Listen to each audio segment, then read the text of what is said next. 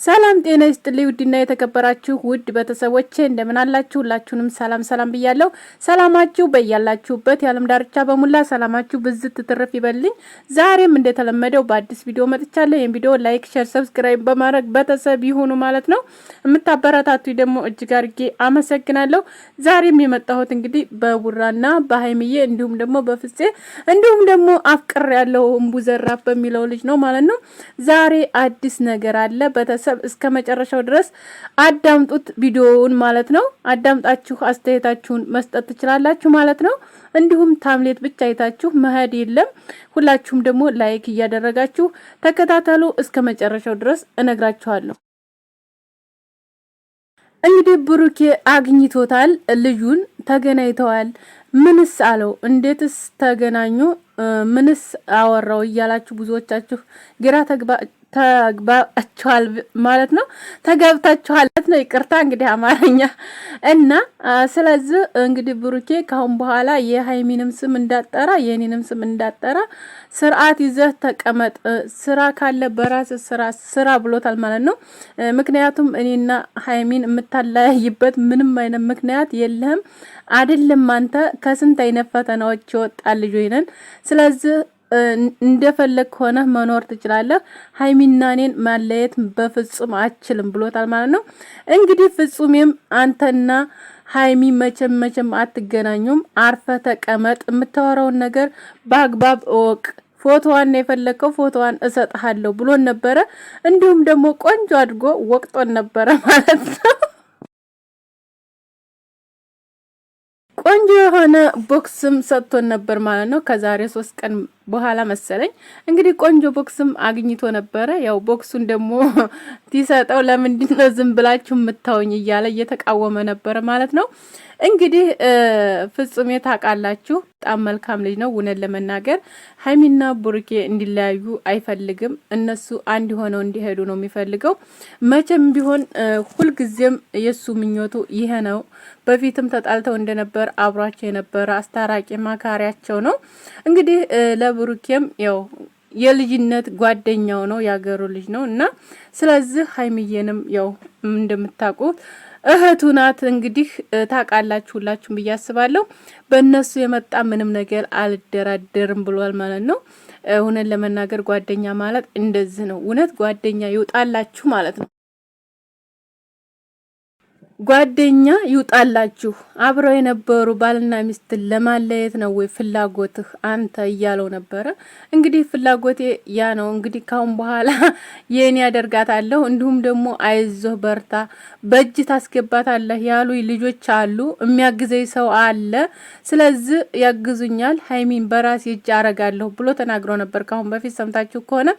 ስለዚህ መቼም ቢሆን መቼም በእጅ አታደርጋትም ማለት ነው። ምን ታየ ነው ማንታየ የምትባለው ልጅ ማለት ነው። እና ስለዚህ አንተ መቼም ሃይሚን እንኳን አይደለም ያንተ ልታረጋት በእጅ ራሱ ሰላም ትላትም ማለት ነው። እና ቅመሟ ዝም ብላ እንደዚህ እንትን የምትል ሴት አይደለችም ማለት ነው። እና ታክም ለማግኘት ተፈለክ ጥፊ እንዲምቀምስ በጣም በሙሉ ጠኝ ራሴ ማለት ነው። በጥፊ ታጮሃለህ እንጂ እውነት አንተን ሰላም ብላ ያን ቅል ልታስተናግድ አመጣም ነው። እና ቤተሰቦቼ እውነት ለመናገር እኔ መቼም በጣም እየገረመኝ ነው፣ እየሳኩ ነው ያለሁት ማለት ነው።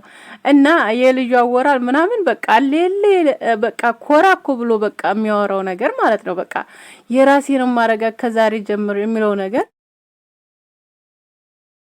እኛ በሽ መቼም መጎረር እንትናችን ነው፣ ልማዳችን ነውና ይጎረራል። በቃ የሌለ ጉራ ማለት ነው የሚጎረረው። እና ስለዚህ ከዛ እንግዲህ ያው በደንብ አድርጎ ቆንጆ ቦክስ ትታገኝ ማለት ነው እዛው ጥፍጥፍ ብለ ትቀመጣለህ ማለት ነው። እና ስለዚህ የሰውን ህይወት ለማበላሸት የሰውን እንትን ለማለት በጣም ብዙ ልጆች እውነት የምትሮጡ አላችሁ። ለምንድን ነው ግን እውነት ማንኛችንም በህይወታችን የማንፈልገውን ነገር የሰውን ህይወት ለማበላሸት እንዲሁም ደግሞ የሰውን ፍቅር ለማጥፋት እንዲሁም ደግሞ በቃ ምን አደረጓችሁ? ወላሂ እነኚህ ልጆች አሁን የራሳቸውን ስራ ነው የሚሰሩት። ከሰው ጋር የሰውን እንትን አይነኩ በቃ በራሳቸው ስታይል ነው የሚሄዱት። እንደውም በቃ የሚያስተምር ቪዲዮ ነው የሚለቁት። የራሳቸውን ለፍቅራቸው እንዲሁም ደግሞ አስተሳሰባቸው ሰውን ደግሞ ከፍ እንድል ነው የሚፈልጉት። ሰውን በቃ ዝቅ ብሎ ማየት አይፈልጉም። ለውቅ ነው የሚያስቡት። ስለዚህ እኛ ግን ያንን አናስብም። የምናስበው ምንድነው በቃ ሌላ ወይ ተጣልተው ወይ የሆነ ነገር ሆነው በቃ እንዲለያዩ ምናምን ብዙ ልጆች የምትፈልጓላችሁ እንደምትወዷቸው ሁላ ደግሞ የሚጠሏቸው በጣም ብዙ አሉ ማለት። ስለዚህ ሰው ለፍቶ ባገኘው ራሱ ሆኖ ባገኘ እንደዚህ መደረግ የለበትም ሆነን ለመናገር ማለት ነው። ማንኛችንም ላይ እኮ ይሄ ነገር እንደ የሚደርስብን አንፈልግም አይደል?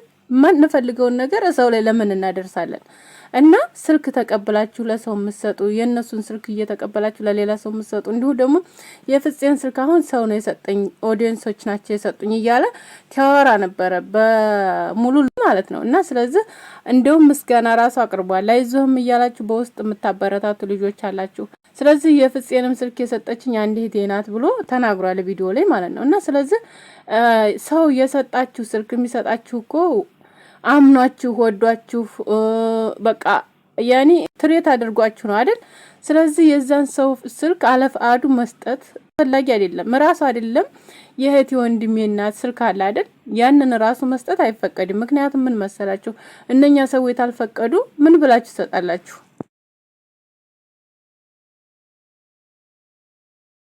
ያ ሰው ፈቅዶ ግን ስጪው ችግር የለውም ወይም ስጣት ታለ ችግር የለውም መስጠት ይቻላል እንጂ የሰው ስልክ በአሁን ሰዓት በጣም እንደዚህ በቃ ሰዓቱ በማይሆንበት ሰዓት በማይፈለግበት ሰዓት አሁን ላይ ሰው መልካም ነገር የሚያስቡ ከስንት አንድ ናቸው። እና ስለዚህ ለዛ ነገር የሰውን ስልክ መስጠት በጣም አስፈላጊ አይደለም ብዬ ነው የማስበው በራሴ እኔ ማለት ነው። እና ስለዚህ ሁላችሁም ይሄ ነገር ደግሞ ትምህርት ይሆን ብዬ አስባለሁ። ለሁላችሁም የማትፈልጉትን ነገር በሰው ላይ ባታረጉ ጥሩ ነው ብዬ ነው የማስበው። ለሁላችሁም ነው ይሄ ምክር ማለት ነው። እና ቤተሰቦቼ አሁንም ቢሆን እንግዲህ የምትጎረረው አንተ አሁን ላይ ማለት ነው ሀይሚን አገኛለሁ ብለህ ነው ተብሩኬ ጋር ማየት አልፈልግም ነው እያልክ ያለው። እንዲሁም ደግሞ ከሱ ጋር ምንም አይነት ስትታረግ እኔ እቃጠላለሁ እኔ ቀናለሁ እያልክ ነው።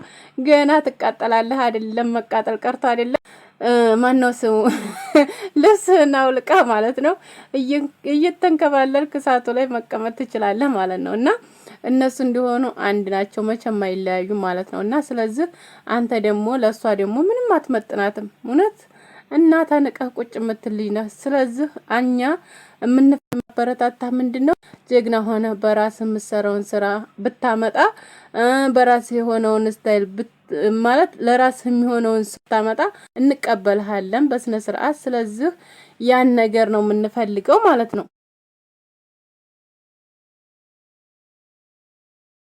እንጂ ሰው ህይወት ውስጥ ገብቶ የሰውን ህይወት አበላሽቶ ወደ ሚዲያ መምጣት በጣም ያስጠላል፣ ይደብራል ሆነን ለመናገር ማለት ነው። እና ለሁላችንም ደግሞ ይሄ ትምህርት ይሆናል ብዬ አስባለሁ። ወይም ፕራንክ ሆኖ ጀምሮት ሆነ ወይም ለመፈመስ ጀምሮ ከሆነ ይሄን ነገር ባትጠቀም ጥሩ ነው ብዬ ነው የማስበው ማለት ነው። እና ቤተሰቦቼ የምታበረታቱ ደግሞ አድርጌ አመሰግናለሁ። ቪዲዮውን ደግሞ ላይክ፣ ሼር፣ ሰብስክራይብ አድርጉኝ ማለት ነው ውዶችዬ። በጣም ነው የምወዳችሁ፣ በጣም ነው የማከብራችሁ።